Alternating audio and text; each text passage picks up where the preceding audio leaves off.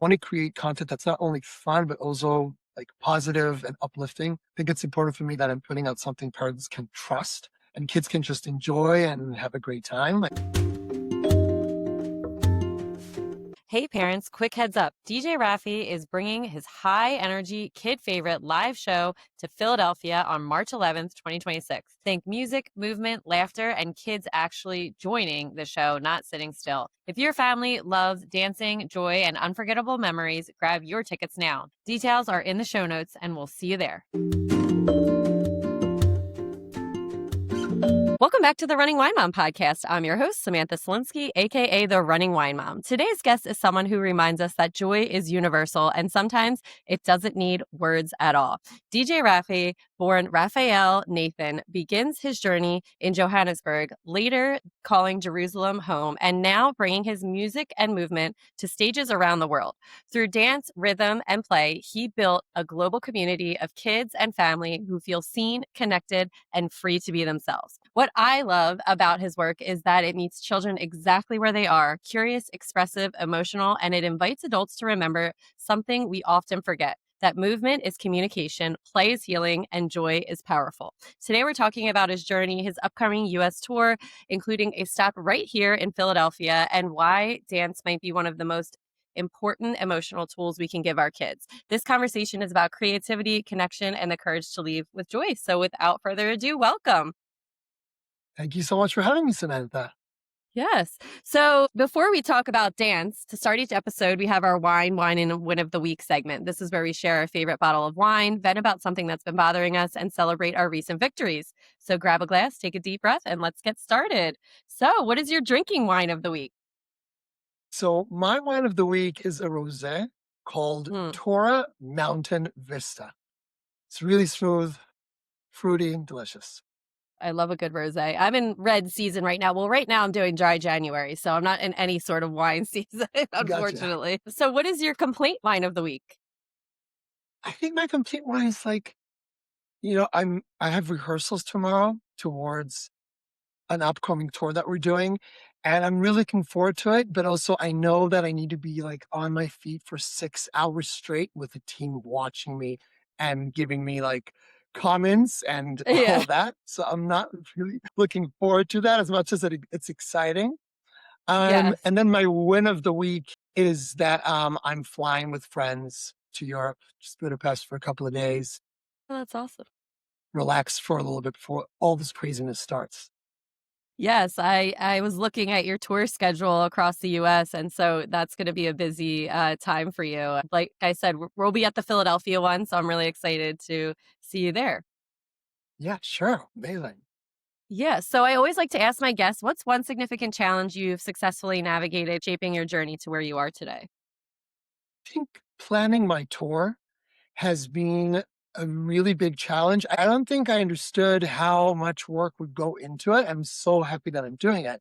But putting everything together, all my other shows that I've done in the past, and taking all my videos that were online and then bringing that to the stage while doing choreography and working on my fitness and singing and all that just together has been definitely a challenge. Pretty excited about it. But that's one challenge that I've dealt with. Yeah. That's awesome. So the Running Wine Mom, we also talk a little fitness. What is your favorite way to stay active besides dance? Right. So I go to the gym probably 4 to 5 times a week. If I can do 6 times, I will. But I also kind of like really try to keep to a healthy lifestyle. So I don't diet really. I just, I have a nutritionist that kind of leads me and guides me throughout this entire year, getting ready for the upcoming live shows. And I have a physical trainer that makes sure that he's in touch with the nutritionist. And they basically built me a nice plan where I can really put myself in shoes of an athlete. And not Mm. much of a a bodybuilder or try to lose weight. That's not the goal. It's to build muscle, become strong, to prevent any injuries that could happen throughout the tour. And we've been doing that for the past few months and it's been very intense, but it's also it's made me like more active, more energized. I feel happier. So it's kind of this like loop that's been happening. Did you think that you would have to prepare that much physically for the upcoming tour? So I've been doing shows forever. Since I was a Mhm. kid, I've been performing on stage. So I haven't really ever prepared for something like as intensely as this. I would say that as soon as we started filming some sort of a draft of what the show would look like, I realized that it's not that I'm not ready, it's that I need to be way more prepared for what is Right. about to come, especially if you're doing 11 shows one day after the other, sometimes 2 shows a day. And if you don't want to get injured, and if you want to enjoy the show and smile and, being able to sing and whatever that is, beatbox and, have fun, you really need to be in top shape. And that's Mhm. what I've realized with some of these artists that you watch, like Justin Timberlake or Beyonce. I know any of these amazing artists, I realize when they're dancing and singing, some of it is lip syncing, which is totally okay. And I'm sure I'm going to be doing a ton of that as well. But I think but the idea that you have to be so active and remember all the different dances while singing original songs is so hard and breathing. You have Yeah. to breathe. Yeah. So I'm learning how to breathe. That's what I'm actually doing. And yeah, the breath is something we take for granted so much, but when you're doing something like that, you have to be very specific about it. So I'm sure Yeah. that's really difficult. So how does maintaining your fitness routine contribute to your mental health? When I wake up in the morning, the first thing I do is I have my coffee, and then I'd either have a banana or some carb just to give me that boost of energy. And I go straight to the gym with no excuses. Like, even if I'm not feeling so well, or that I don't have a lot of time because I have a meeting, or I have rehearsals, or I have a show, whatever it is, I wake up super early and I also get everything prepared at night so that Mm. I just leave the house and then I find myself at the gym and I'm like, okay, I guess we're doing it. And then as soon as I start getting into that, like, I won't start crazy. I'll do a short run and then a little bit of a air climb up routine and then a little bit of biking and then some weights. And then suddenly I'm like, wow, that's been an hour. I feel amazing. I'll have some protein that I need to have. And my day starts already at like a peak mode where I'm Right. super sharp. I know what's going on. I'm driven. I'm positive. I have a lot of motivation. And I make sure that that's how I start my days. I try not to keep on like pushing it because I know that if I push it to the afternoon or the evening, I'm just not You're going to get like, to it. I know. It always in theory sounds nice. Like I'll just do it later, and then once later comes, you're like, I just don't feel like it at all. Exactly. Which is difficult. But yeah, that's awesome. So let's talk a little parenthood. Tell me about your family.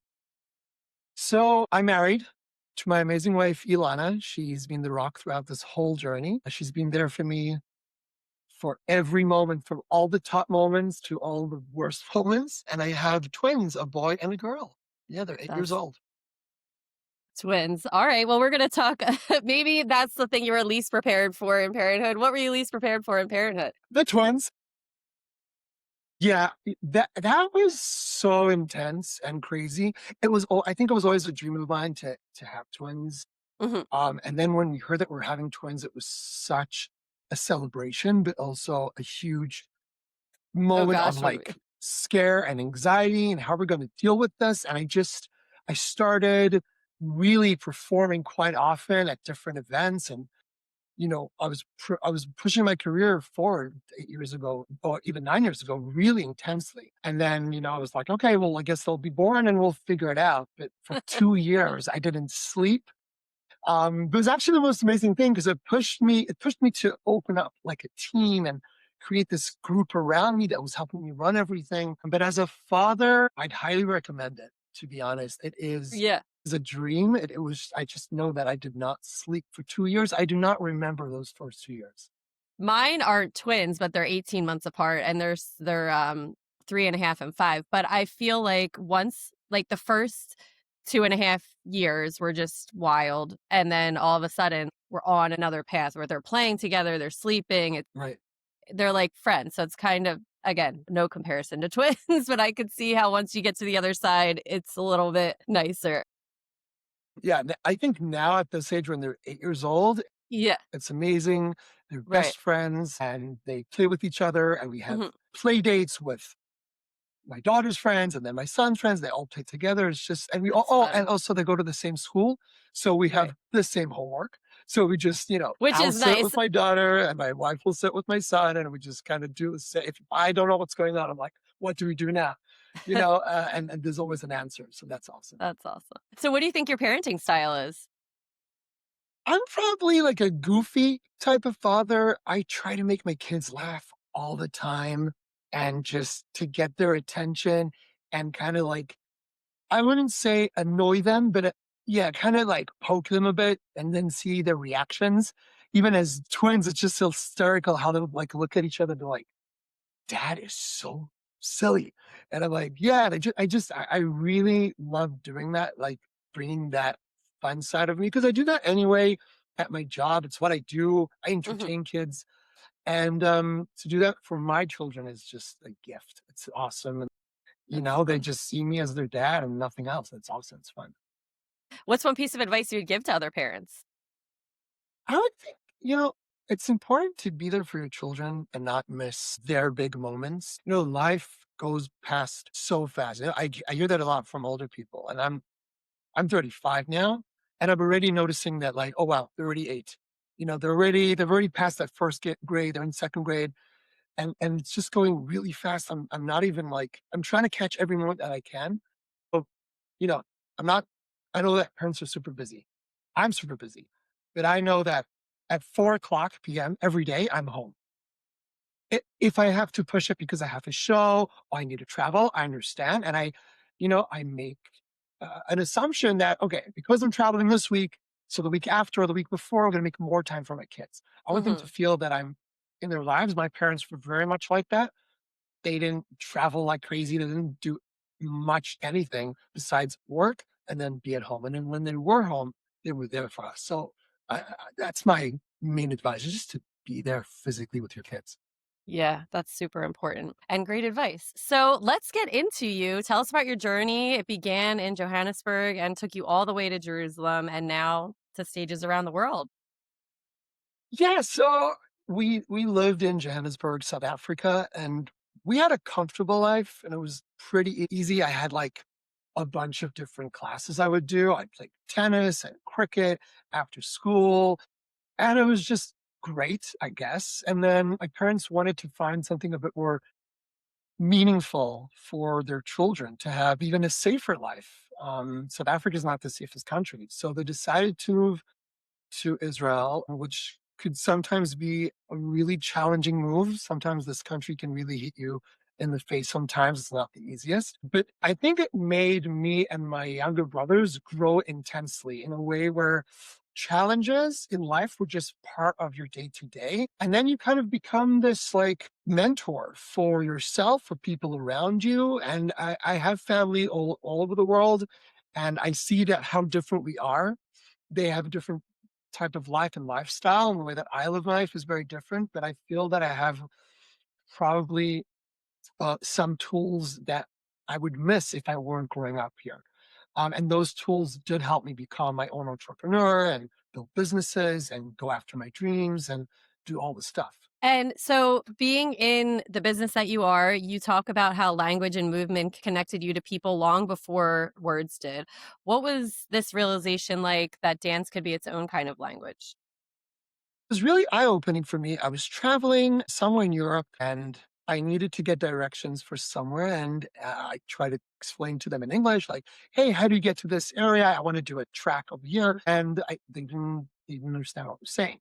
So what did I do? I ended up using my body language. I'm like, I need to go to there. And then I would show them and they'd be like, you go there. I'm like, oh, Yeah. there. And it was like this choreography of communication where I realized that it's just unbelievably amazing how we can use our body to communicate with people from all over the world. Hmm. And it kind of proved itself throughout the videos that I was doing that people were watching from different places around the world. So yeah, I do believe that dancing, body movement is a universal communication kind of tool that you could use. And it's just so surprising for me that I learned that through just living. Yeah. And so, kind of along the same lines, kids and adults speak different languages, but what do you think the kids feel or learn from your work that adults sometimes miss? I think if I had to learn something new today at my age, I'd kind of have to put some effort into that and focus and maybe, organize myself, a schedule and a timetable of when I'm going to learn, how I'm going to learn. I'm going to eat Mhm. something before, after coffee to make sure that I'm completely focused. And I think sometimes with kids, they're just like these like sponges and they collect all this that's coming through the screen, which could be a positive or a negative. And I think the difference is what, at least what I'm trying to do is that I know that when a kid watches me, he's going to probably be gaining and accepting a lot of information. So that information needs to be genuine and educational and positive. And I think that as a grown up, when I watch a video or have some sort of an activity that I'm part of, I know how to differentiate between what is good and what is bad and what is genuine and what is not. And kids don't have that option or Mhm. don't have that ability until a later age. And that's kind of why I see what I do as an important mission on teaching these kids through the medium of video, something positive that will go straight through because it does. And how do you balance that being entertaining with being meaningful? I know we talked about the planning of if you're making a new dance or something, or do you kind of see it after and it just kind of comes a little bit more natural? So, okay, so those are basically two different things, like how I kind of like structure when I Yeah. build the different pieces of art or entertainment or videos. And how I balance being meaningful, educational slash entertaining. So firstly, I think like I always see it as like a comedy. Like I want to make the kids kind of laugh. One of my dreams is to be a comedian in some way, but I think I bring it through my videos that at the end of the day, I'm not too serious about it. I kind of give like a hint of like, we're also joking here. It's not just about learning the ABC. Mm, But I think at the end of the day, the way that I kind of look at all of this is that when I was a kid, I would listen to different artists and different musicians, and whatever they said in the songs directly impacted me. Mhm. So if they were talking about positive things, then it would uplift me. I'd feel that. And if they were talking about violence or any abuse or just about money, whatever it was, it made me feel like kind of low and down and like, wow, I'm not them or I should be after those things because those were my role models. Mhm. And today, where kids are exposed to social media and to so much garbage on Right. TikTok and all the stuff, which I'm part of, by the way. I'm also on TikTok, but there's just so much garbage. I think that I've kind of I've decided to be some sort of tunnel of or funnel, if you want to call it, of like positive, fun, good content where I love kids that. kind of say, okay, I learned something here, but it was also super fun. And, with all the animations that were happening, it was kind of cool. So Right. they stick around. And then just Yeah. in terms of structure, yeah, I think first we think about like the idea of what we want to do, what our message is, what we're trying to do here. Are we trying to make them laugh? Are we trying to teach them a lesson? Are we trying to teach them about who I am as Rafi, as a kid? Am I trying to get a bigger crowd, get a classroom moving? Am I trying to do a brain break? Once we have that, we go into producing the music with our team. Once we have the music, we go into choreography, we film it, and then we edit that video. Mhm. Usually it could take between 3 to 4 months each Wow. piece that we do. Wow, that's so after becoming a father, has that changed the way you create the stories you wanna tell through music and dance? Yeah, I think, my kids, they actually get to see the videos before anyone else. So I love watching it with them. I see their reactions immediately, and I know if my intentions worked, if like, oh, this Right. was supposed to make them laugh, or this was supposed to make them jump or move in a certain way. So I can see the reactions on spot, which is awesome in real time. And if they find it boring, then I know to adjust and change it, accordingly or whatever it is. But yeah, I think like they're starting to understand that their father is this like kids entertainer and other Mhm. kids So cool. the kind of want my attention or they love me or whatever there is. But I make sure that they know that they're my children Yeah. and they come first. Yeah. So cool. So let's talk about your upcoming tour, including, like I said, Philadelphia, which I'm excited for. What are you most excited for about this leg of your journey? First of all, I'm so excited to come to Philly. I think it's going to be a really special stop, and I'm waiting to meet all the different kids and families from Philadelphia, guys. It's going to be very, very special.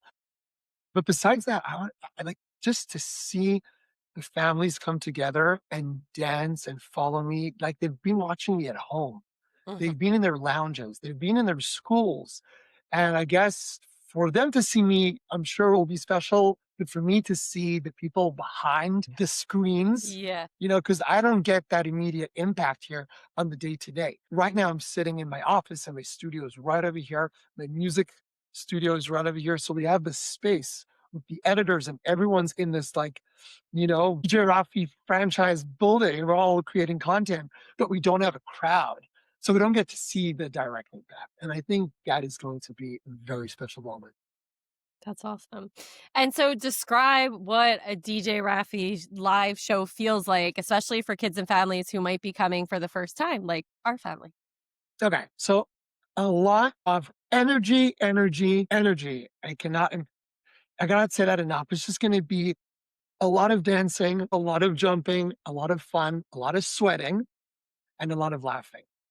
I Yeah. think it's gonna be something that people will remember, I hope. And I'm also hoping to kind of make them feel that they're part of the show, that they're not coming to watch the show and take Mhm. their phones out and film or whatever. I want them to dance. I want them to be part of what we're doing. And that's how it's always been since day one from the first video. I just Yeah. did a dance, but it was all up to the people watching to follow along and join me. It was never about me, it was always about. Yeah. And so your journey started on YouTube. Your YouTube following has grown into, a phenomenon with millions of views. Do you feel a responsibility towards your audience, especially the younger kids who watch and dance along? Yeah, absolutely. I definitely do feel a sense of responsibility knowing that like so many kids watch this. I want to create content that's not only fun, but also like positive and uplifting. I think it's important for me that I'm putting out something parents can trust and kids can just enjoy and have a great time. I think many times I've had a situation where I would see a kid that's not even mine on their parents' phone watching a random advert or going into random content, and they'd be like, "Wow, like, that's crazy that they're getting to watch that." And I think I have a job in this world, and that job is to give kids something that will uplift them and give them Mhm. something meaningful and special. Yeah. And how do you want children who, dance to your videos now to remember you when they look back in 10 years as a core, childhood person in their life? So, it's kind of funny. I'm already getting that. So when kids move from primary school to middle school and Mhm. then high school, so they always say, I used to dance to your videos when I was in primary school. I'm like, that was exactly a year ago.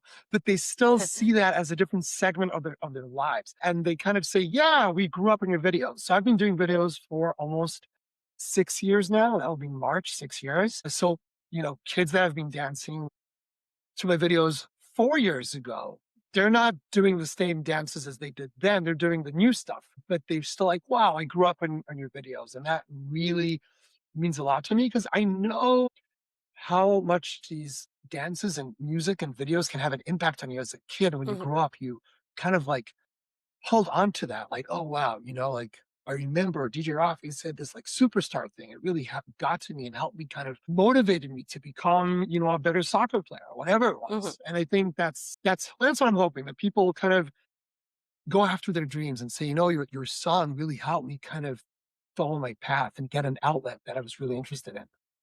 Yeah, and kind of along those lines, what role do you think, creative play, movement, dance, music plays in the emotional health of kids? So there's a story where I met this kid that he really was like a quiet kid and suffered from social anxiety. And the parents came up to me, this is quite a while back, and they're like, we really want you to kind of come to their birthday and celebrate with them and make him feel like, make him feel wanted and recognized and watched. I'm like, of course, I'll be there. And this kid was like really shy, even for me, and like the friends haven't even arrived. And eventually, everyone came along, and this kid was shy on the side. We started putting on music. I started dancing. All the kids danced. He didn't. And slowly, I kind of like hinted to him to come join me, and he started moving with me, and we did it super simple.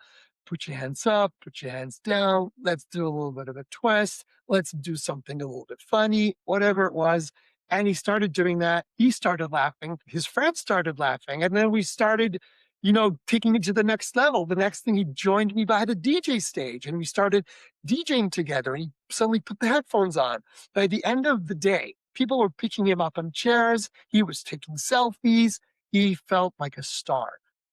That's And I awesome. think that all he needed was to move a little bit, just to start moving those arms and getting to a rhythm where his body's saying to his mind, relax, release, let go. Sometimes if I'm having a long day, where I have like Zoom after filming and whatever it is. I decide to put a song on and I just start moving and dancing, even doing a few push-ups just to get the body moving. It really like kind of like gives my brain an actual break and Yeah. says like, whew, okay, restart. And then my confidence comes back, my focus comes back. So movement, emotions completely intertwined, no question about it. Yeah, and as you're saying this, I'm imagining a kid being very tight, and as you're feeling anxious, that's how you feel, and you can't be that way when you're dancing. So that's so true. With just if you're starting to move your body, you're going to naturally feel less anxious because your body's going to relax a little bit, like you kind of. And as someone who spreads joy, how have you dealt with moments of sadness, especially when your message is about positivity? Everyone goes through tough times. Think for me, it's about staying mentally healthy and not trying to pretend, that everything's perfect. I definitely lean on like working out a lot. That definitely like kind of helps me keep my mind straight. And I try to surround myself with good friends and family around. I definitely built throughout the years a strong team. Like, strong support team is Mhm. super important to kind of have your back when things are amazing and when things are not so amazing. So I think those things really help me get through harder times and keep me moving forward. I know that you went through a really difficult time with losing your mom in 2022. How did Definitely. you deal with that in the process of everything? I think I'm still dealing with it, and it happened so tragically and fast and out of nowhere that we didn't even get to say goodbye. So, in one way, that was the hardest part, not saying goodbye to my mom. But on the other hand, because I never said goodbye, she's never really gone. So Mhm. the relationship continued and it still continues. My mom was like my biggest fan and biggest hero. And the fact that she sacrificed everything to move countries just so that I will have a better life, and she worked in like 5 different jobs every single day, it kind of really helps me kind of move forward because I know that every single day that I'm doing more of what she loved so much, which is me doing this whole thing, Mhm. kind of gives like so much respect to her memory. And I know that she would be so proud and happy that I'm pursuing this dream, this mission that I've had since I was a kid. She Mhm. was there. When I had a hard time, I had social anxiety as a kid. I was bullied quite often. So she would come with me to school and she would sit outside the school just so that I would Mm. feel not alone, that I would feel recognized and acknowledged. And, I ended up doing that for my kids when they needed that, and she taught me just so much about parenting, about what it is to be a good parent, what it is to be a good mom, and I realized how much she sacrificed, for us Yeah. as a family, as me for our child. Yeah, I'm sure that's really difficult to be going through and spreading such you're supposed to be happy all the time on your videos and to kind of go through that. I can't imagine. So I'm really sorry that you're still going through that, but I'm sure she's going to be with you on the tour. Yeah, she will. Yes, absolutely. As a content creator, there's so many young kids who that's what they aspire to be. I want to be a YouTube star. I'm going to be a TikTok famous. What's kind of one misconception that people have about being content creator or a live performer, especially for kids and family that maybe they don't understand from the outside? Right. So I can tell you that I'm learning throughout this process how much this is not fun and games. Mhm. The tour is a perfect example. So I think I'm learning myself as a content creator how challenging it is to do what I do and how this is not fun and games in any way whatsoever. The perfect example is me preparing for my live shows. Preparing for my live shows for the tour has been the most cruel process I could possibly imagine. I find myself every single day with that side stitch that you get in your stomach Yes. when you work out like crazy. Yeah. So I do that on purpose, but I get to that moment where I'm like, I need to take a second and breathe this out. Okay. Ooh. So it's just so painful and but so rewarding at the same time. And I think that comes with any big thing you want to do in life. The sacrifice could be super intense and large, and the win will be equal to that. So the Mhm. more work you put into it, the outcome will be bigger and larger than life that you could possibly imagine. And I think, doing what I do specifically is being a content creator while taking that on stage. I don't know that a lot of creators do that. Right. Yeah, but if you were just to do, a style of content creation where it's not physical, I think mentally waking up every day, knowing that you need to provide content with value to an audience and community that no one kind of gives you that assumption or guarantee that they're going to like it or watch it. So you may upload a video that you've been working on for ages and you've put so much money into that video and you upload it and it reaches 300 views and you were sure Mhm. it was going to reach 10,000 views. That can really hit you hard and take your motivation really down to the ground. So, as a content creator, you need to know that those moments will come probably again and again and again. If you could get hit like that and not let it get you down, but help you motivate you to create even better content or more content or adjust or move along the lines of what needs to change for those videos to get more views, then you will make it. But the Mhm. reason that I'm standing here right now before tour talking to you and doing all this stuff is because that first video that I made, the cha-cha slide, which now has 105 million views, the first 3 months that it was online, it had exactly 300 views. Wow. But I knew that it didn't matter, and even though I was hit with that reality of, I'm not successful, no one likes it, no one's watching it, I knew that I had to keep on going and creating more content, and I kept on Mhm. doing that no matter what the views were. 100 Yeah. videos later, here we are. So I think that's the key, and that's something important to know as a content creator, that it's gonna be a real roller coaster, probably mostly downhill, and Yeah. what you will be the winner when you come out of that, as long as you stayed on the roller coaster. Yeah. I know, I feel like you're talking directly to me because it's like I'll spend, like, so much time on a video and it's like, "You've got 3" exactly you said, 300 views, and then sometimes you'll do, like, the quickest video and it's like, "You've got 1,000,000 views," but it's all about that consistency, so I totally can relate to that. Alright, so let's round it out with the last question. If you could pick one song as the theme of your life right now, what would it be and why? So I was debating, because someone asked that to me recently, what is your favorite song? Like, what is it, And we had to choose my favorite song for the tour, which I'm not gonna say. I'm not gonna mention that which song that is, because that's a surprise, and I'm hoping Yes. to do that. But what I can say is that I have 2 songs that I'd love to mention. So the one is Goo Goo Gaga. Now, Goo Goo Gaga is basically a comedy where a baby comes into the video and I kind of learn what the baby does. And the baby on the bus goes, where, or all these different stuff. And it's just funny. And that's me dressed up as a baby.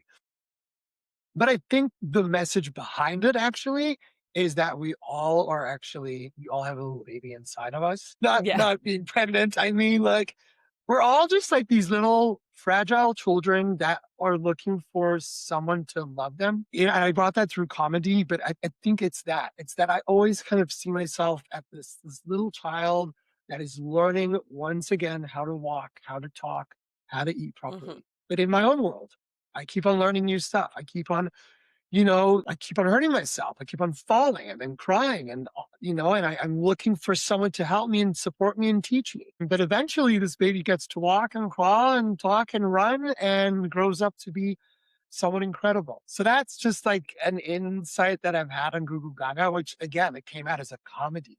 But the idea Yeah. behind it was like showing DJ Raphi is also just this little baby Mhm. that's looking for something, looking for meaning. And then the second song is Superstar. So I was bullied when I was a kid quite often, and all I wanted again was someone to notice me and to be kind and just to have a friend that would, Mhm. spend time with me during recess.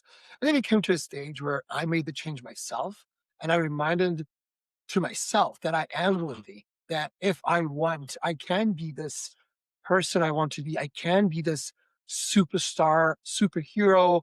I can be strong. And I think that idea took me to be kind of like a winner in every aspect that I chose to participate in. If it was in beatboxing or breakdancing or DJing or being a YouTuber or building a business, I kind of always like had this idea in my head that I'm going to be the best at this, and it helped me kind of realize that, sometimes you can motivate yourself, even if you're in a very like hard environment. Yeah. Well, I think that is a great spot to end it. So that's going to bring us to the end of another episode of The Running Wine Mom. What I keep coming back to is how intentional your work is, how you create space where kids feel free, they feel connected, and they feel safe to express themselves, and how you remind adults that movement and play aren't just extras, they're essentials. So thank you so much for giving us that message. Thank you so much for having me, Samantha. Yeah. I think that so many parents listening are walking away from this episode with a deeper understanding of why dance, music, and creative play matters so much, not just for fun, but for emotional health, confidence, and connection. So if you're listening and you have kids, or honestly, if you just need a reminder of how good it feels to move, laugh, or let go, I hope you take that with you and check out one of DJ Raphi's videos. As always, thank you for spending time with us on The Running Wine Mom. Don't forget to subscribe, leave a review, and share this episode with a mom who needs to hear it. You can follow me on Instagram at The Running Wine Mom _. And Raphi, where can the listeners find you and all your info on your tour? Sure. So they can go into djrafi.com/tour. And of course, I will be coming to Philadelphia and I will see you there too, Samantha, I hope. Yes. And please Yes. come along, bring that positive energy. You can find my music on Spotify and, of course, on YouTube. Feel free to join the fun. It's going to be hype. That's awesome. And thank you again for coming on. This was great. So, thank you so much for joining us today. Remember, you are strong, you are capable, and you are all amazing. Until next time, keep running, keep dancing, keep sipping, and keep embracing the joy of parenthood. Cheers, and I will be back next Tuesday.